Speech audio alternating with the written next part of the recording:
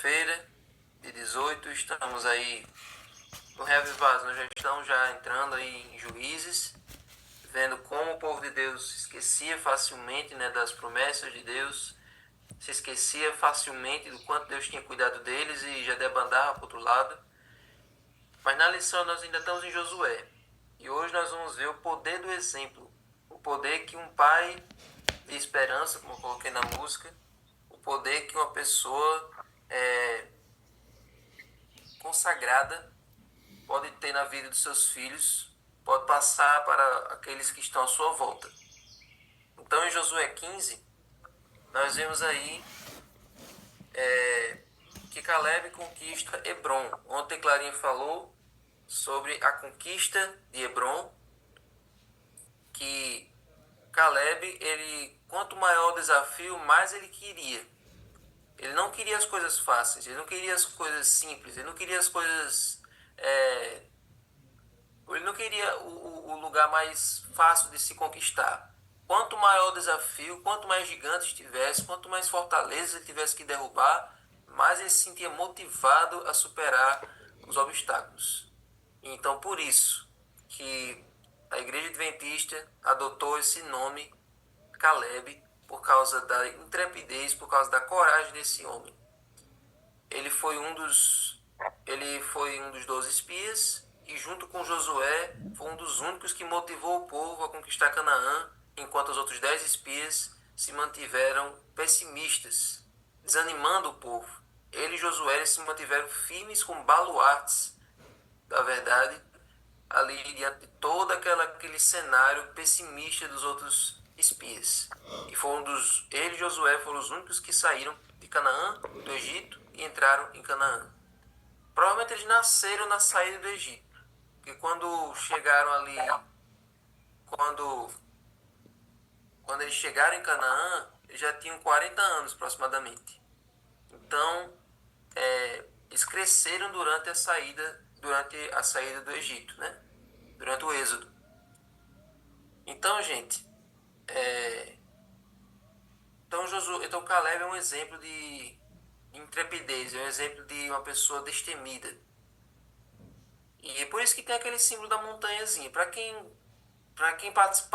já participou do Caleb, para quem já participou da missão Caleb, ficou sem entender por que é uma montanhazinha, por que o nome é esse. Tudo vem dessa história.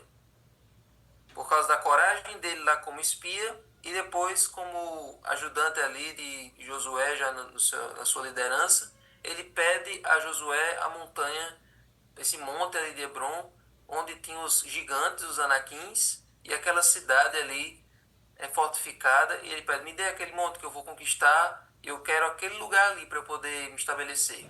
E Deus dá força a ele derrota os gigantes, destrói a cidade, e ali Hebron passa a ser dele.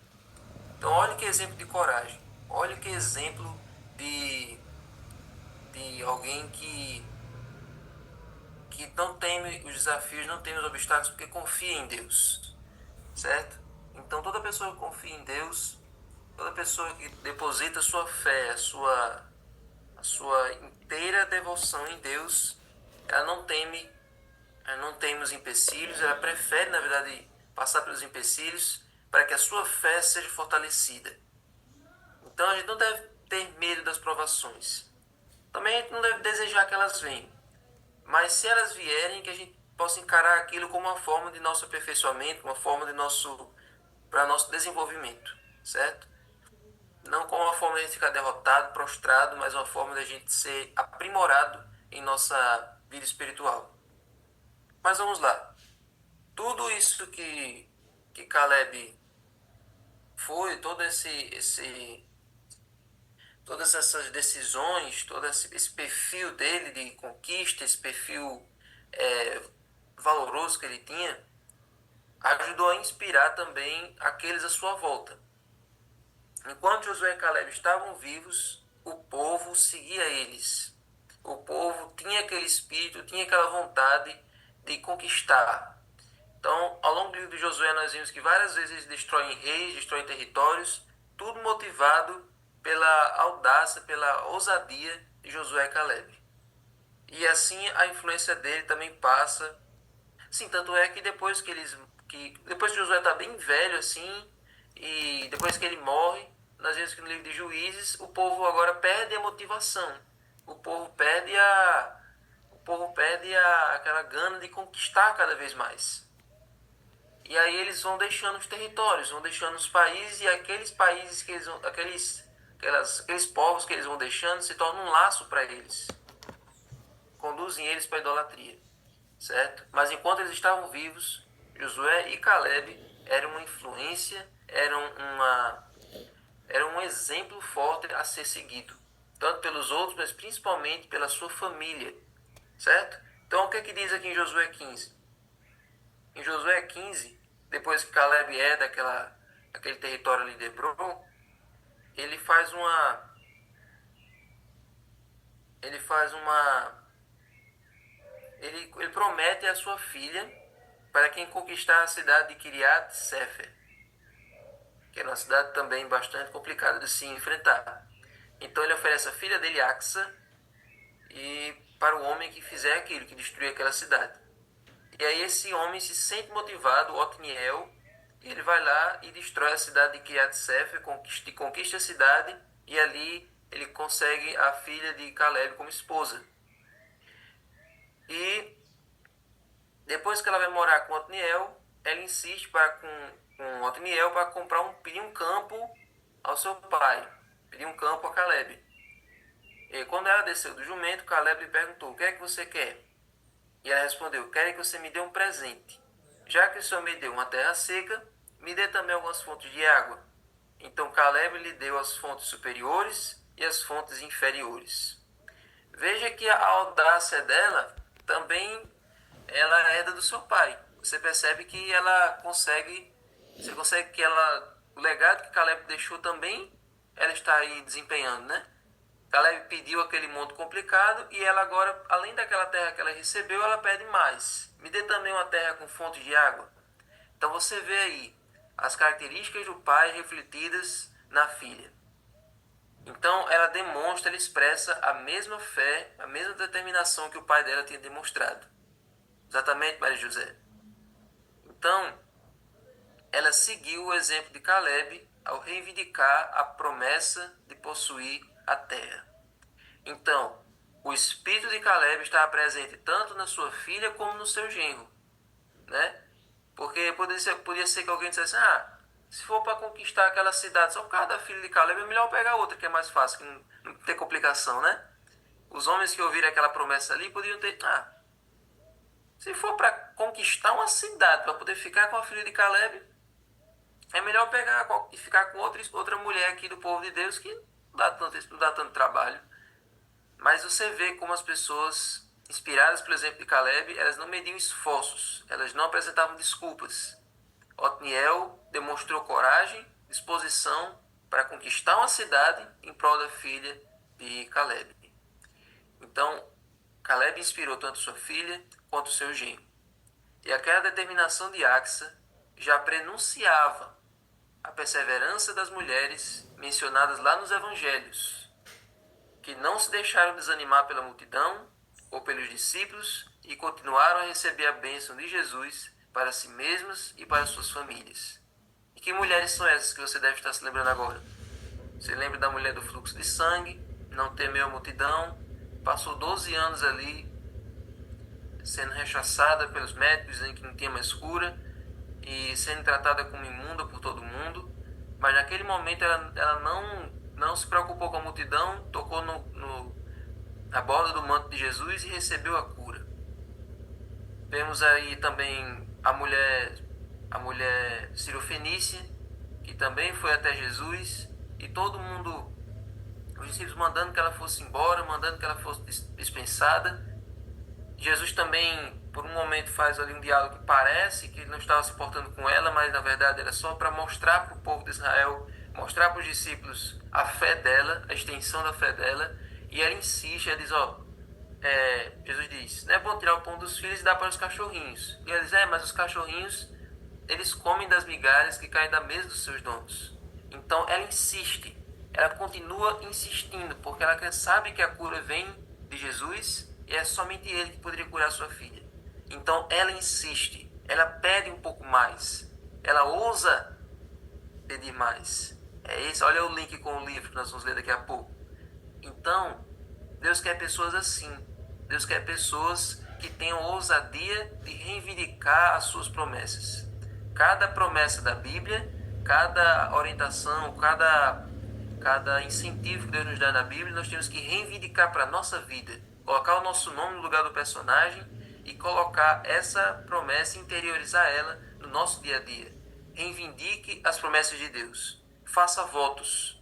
Tem um outro lugar na Bíblia que diz que nós devemos fazer votos a Deus.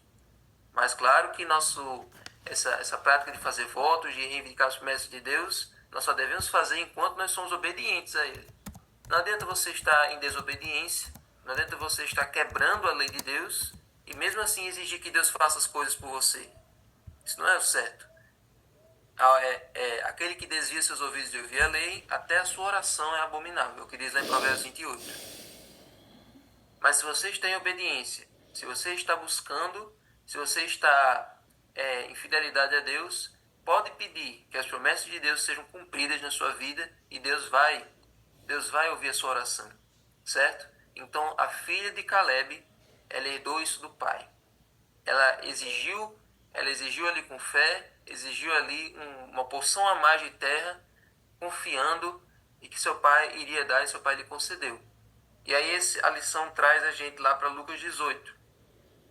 Em Lucas 18, de 1 a 5, Jesus conta aquela parábola. E eu acho que Lucas já diz aqui para que Jesus contou essa parábola. Jesus lhes contou uma parábola para mostrar que deviam orar sempre e nunca desanimar. E o que é que diz nessa parábola? Jesus disse que nessa cidade havia um juiz que não temia Deus, não respeitava ninguém.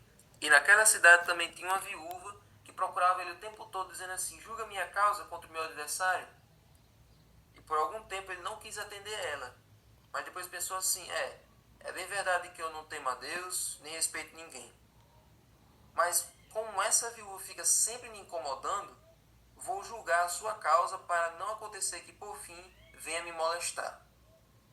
Ou seja, então o juiz, depois de tanta insistência, ele acabou ficando tão aborrecido ali que ele decidiu atender aquela mulher. Mas aí Jesus diz: olha, ouçam bem o que diz esse juiz iníquo.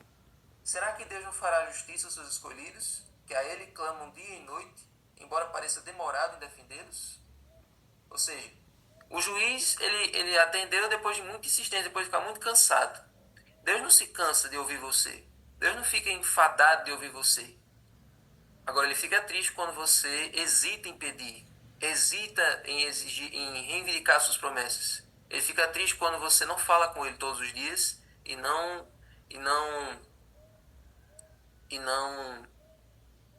pede as bênçãos para você. Então, a oração é para isso. É uma conversa e também é um momento de você ter perseverança nas suas preces, ter perseverança nos seus pedidos, continuar pedindo mais, com confiança, com fé de que você já recebeu a bênção antes dela chegar até você.